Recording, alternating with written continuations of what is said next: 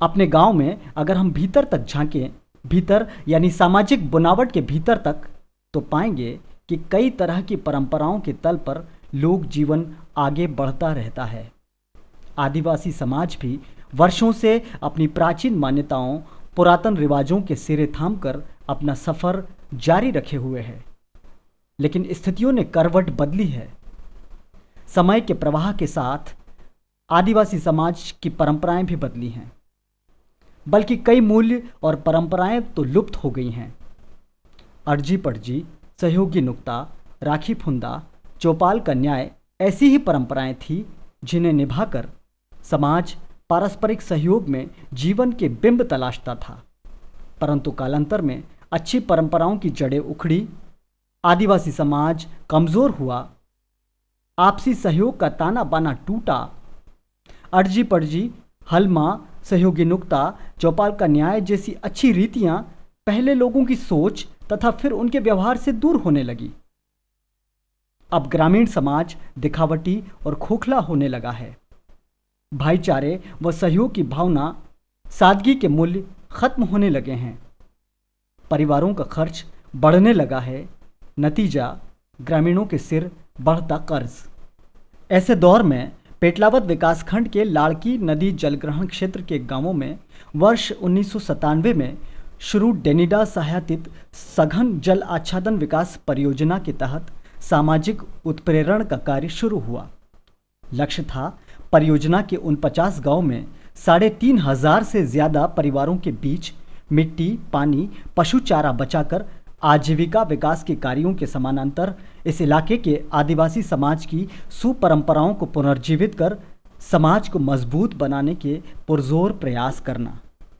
क्योंकि ग्रामीणों के खर्चों के अनुपात में उनके परिवार की आमदनी बढ़ना काफ़ी नहीं था, इसलिए उनकी आर्थिक स्थिति दिनों दिन गिरती जा रही थी। परियोजना की भागीदार अशासकीय संस्था संपर्क मध्य प्रदेश ने सामाजिक सुपरंपराओं को विकासात्मक गतिविधियों से जोड़कर समाज के आर्थिक हालात सुधारने की पहल की, क्योंकि जाहिर था कि केवल आर्थिक कार्यक्रमों के भरोसे ग्रामवासियों की खुशहाली लौटाई नहीं जा सकती। इस परियोजना के दौरान काम करने के दौरान हमने महसूस किया कि लोगों के जो कर्जे थे 15 से 20 हज़ार एक परिवार का कर्जा है, और इस कर्ज में अधिकतम कर्जा अनुत्पादक चीज़ों पर था जो कि सामाजिक कर्ज पर था। इसलिए सामाजिक मुद्दों के कर्ज को कम किए बिना, उन खर्च को कम किए बिना इस विकास के लक्ष्य को पूरा नहीं किया जा सकता था। इसलिए हमने इस परियोजना के अंदर आर्थिक विकास के साथ साथ सामाजिक मुद्दों को भी हमने साथ में जोड़ा, और जिसके नतीजा आज हमारे सामने हैं। इस प्रक्रिया में जल ग्रहण समितियों को मजबूत किया गया। जल ग्रहण समितियों की बैठकों में सामाजिक मुद्दों व इन पर होने वाले खर्चों पर खूब चर्चाएं हुई। विकास की प्रक्रिया में आमदनी बढ़ने के साथ खर्च कम करने के निर्णयों पर अमल किया गया। इस तरह जनमत बना कि सीमित संसाधनों के चलते पूरी परियोजना की गतिविधियों से इतनी आय नहीं होगी जितनी सामाजिक खर्चों में कटौती से बचत हो सकेगी। इन प्रयासों के नतीजे दिखलाई भी पड़ते हैं। हम शुरू से गाँव से स्टार्टिंग पॉइंट लेकर हम सब पहले सामाजिक मुद्दों को देखकर हमारा परियोजना चल रहा है। आप देखेंगे कि अभी ये परियोजना में ज़्यादातर गरीबी लोगों को हम दे रहे हैं। जो आदिवासी का जो पुराना ज़माने से भी उसका कुछ परंपरा होता है, क्योंकि ये सब मिलजुल कर बैठकर एक जगह में जो आपस में झगड़ा निपटना और सब मिलजुल कर काम कराना, बहुत सारी ये परंपरा उसका होता है। सबसे पहले अर्जी पड़जी की ही बात करें। बरसों पहले आदिवासी समाज में खेती बाड़ी या अन्य किसी काम के लिए मजदूर नहीं बुलाए जाते थे। किसी के यहाँ कोई कार्य हुआ तो गांव फलिए के लोग उस व्यक्ति को श्रम की मदद किया करते थे। यह मदद ऋण के रूप में होती थी, जो समय आने पर वह व्यक्ति लौटा दिया करता था। इस प्रकार गांव का हर व्यक्ति एक दूसरे को श्रम की मदद करता था। यह पारस्परिक सहयोग बिना किसी खर्च के कार्य पूरा करने की कुंजी था, जिसे अर्जी पड़जी कहते थे।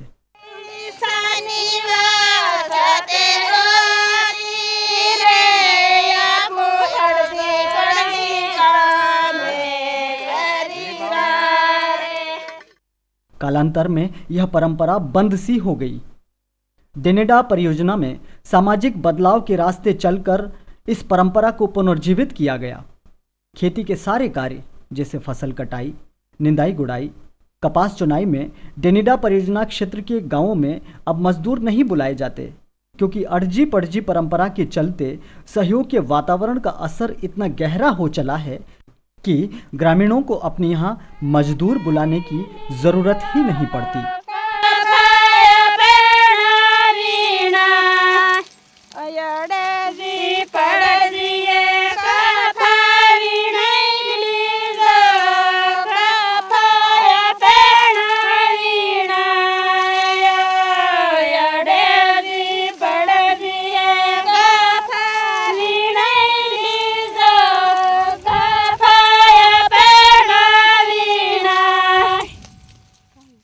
अड़जी पड़जी के माध्यम से बीते 8 सालों में इन गांवों के 10,000 से अधिक परिवारों ने बड़ी धनराशि बचा ली है। गेहूँ काटे रहा किना गेहूँ है? नारायण भाई ना क्यों काटेगा गेहूँ? अड़जी पड़जी काहे अड़जी पड़जी करता? 10-10 मन खाने ग्रुप जा 10-10 मन खाना काम करवा हणु जट काम हो जा, फिर पैसा दाड़िया नहीं लागे, पैसा वैसे वो मार्गर मेसरे। परियोजना के तहत पुनर्प्रचलन में आने वाली ऐसी ही एक और सुपरंपरा है सहयोगी नुक्ता। क्षेत्र में यह पुरानी परंपरा रही है कि समाज के किसी व्यक्ति की मृत्यु होने पर 12 दिन बाद मृत्यु भोज आयोजित किया जाता है। इसके लिए गांव फलिए के लोग मिलकर 5-5 रुपए और 2-2.5 किलो अनाज शोकग्रस्त परिवार को प्रदान करते हैं। बरसों से प्रचलित यह परंपरा पिछले 2 दशक से विलुप्त हो गई थी। ग्रामीण अपने परिजन की मृत्यु होने पर खर्चीला नुक्ता करने लगे, जिसमें कर्ज लेकर भी पकवान बनाए जाने लगे। गरीब व कमज़ोर लोग भी दूसरों की देखा देखी लुगदी पूरी बनाकर मृत्यु भोज आयोजित करने लगे। इस सामाजिक दबाव में कर्ज का बोझ छोटे लोगों पर बढ़ने लगा। पैसा नहीं रहेगा, किनो खेत मेल देगा, कहीं ना कहीं अड़ीपना पर लावेगा, कहीं भी करेगा, अड़ीपना पर लावेगा, दाड़की दबड़ी पर लावेगा, लाके करी साग पूरी वो जरूर करी, नहीं तो परिवर्तन तो करेगा, कर्जा माथे सट जाएगा।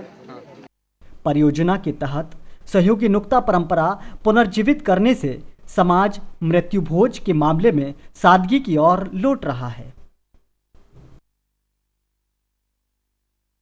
पालके में हम किसानों को मिलाते हैं और वहाँ पे हम विकास की बात करते हैं और उनके सामाजिक कुरीतियों की बात करते हैं। एक नुक्ता होता था जिसमें समाज में काफ़ी कर्जेदार हो जाते थे।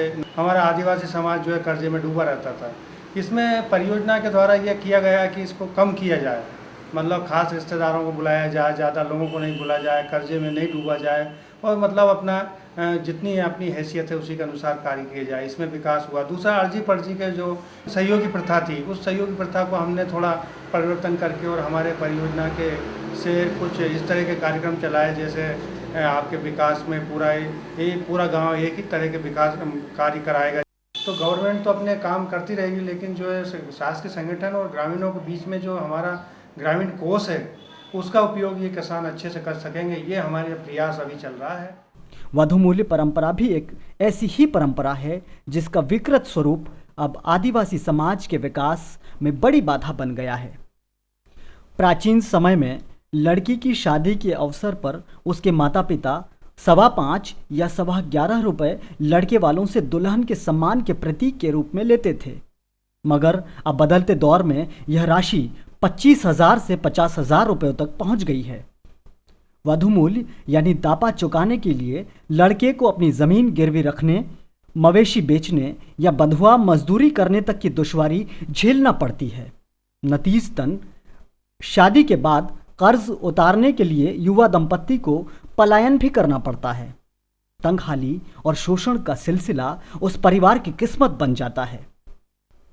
इस सिलसिले को तोड़ने के लिए परियोजना के तहत दापा प्रथा बंद करने के प्रयास तेज किए गए हैं। ग्राम समूहों में इस विषय पर व्यापक चर्चा हुई है।